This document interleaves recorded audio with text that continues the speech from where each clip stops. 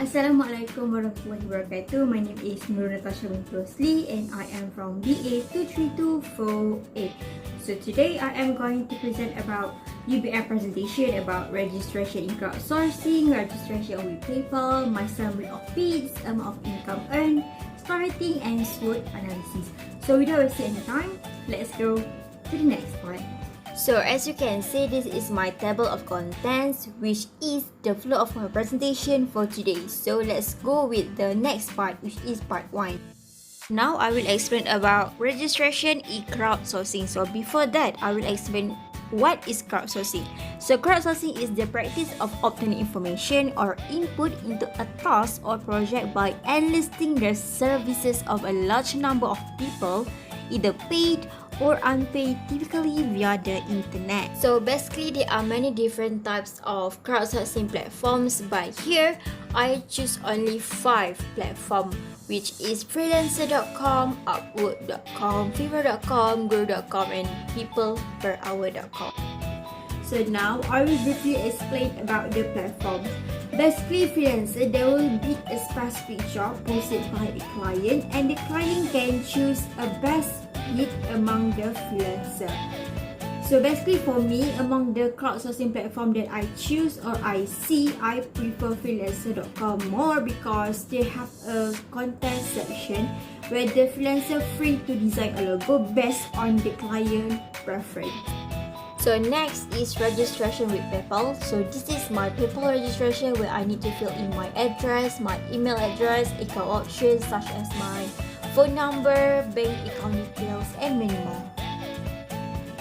Let's move forward to summary of bids. So this is my summary of bids where I mainly focus on freelancer.com and upwork.com. Throughout these past months, we students are required to bid at least 50 bids for jobs or contests in any crowdsourcing platform, but I managed to get 55 bids for job or contest in freelancer.com, upwork.com and also guru.com. As you can see in this slide, this is the summary of bids based on months, number of bidding and number of contests that I did.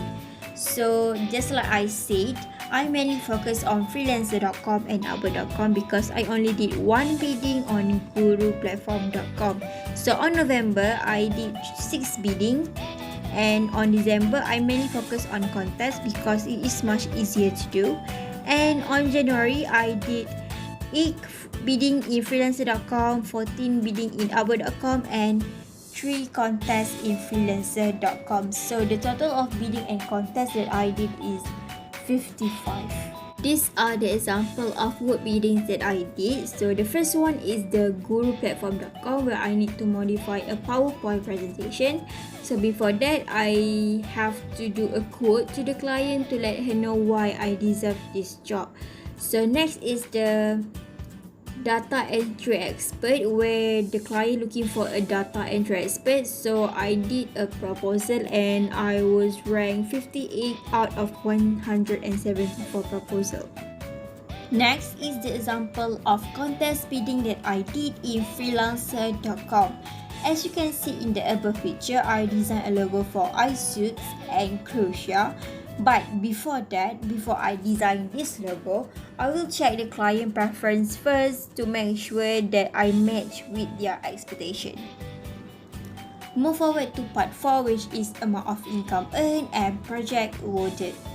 But sadly and unfortunately, I didn't manage to get any project awarded and I didn't get any amount of income earned. But I will try my best in the future because I think there must be something that I need to improve in order to get a job in the crowdsourcing platform. Now let's move forward to part 5, which is star rating. So for the star rating, I managed to get a few star rating for a contest that I joined. I joined so many contests on freelancer.com because they were much more worthwhile. So basically, I joined 30 contests in freelancer. And so far, I get star rating from 6 different contests. And as you can see in the above picture, this is the highest star rating that I get from the employer, which he gave me 3-star rating. So next, this is all the story things that I get from the employer by designing the logo. Last but not least, which is part 6, the SWOT analysis. First, I will talk about my strength and my weakness. My strength is I have a good communication skill where I can approach the employer to ask whether I am suited with the job or not. Next, I am expert in using Canva and Powtoon because I have so many experience in design a logo or poster and edit a video in Powtoon because it is one of the things that we need to do in the assignment.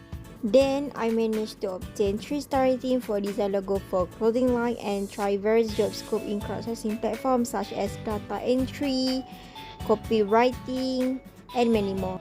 Now, let's talk about my weakness. So first, I am unable to gain employee trust because of lack experience. This is because employee prefer to choose experienced freelancer compared to new freelancer. Next, my weakness is I am not consistent in finding a job due to a busy schedule. Now, let's talk about opportunities and threats. My first opportunity is I get to increase knowledge about crowdsourcing platform on how to find a specific job and avoid scammers.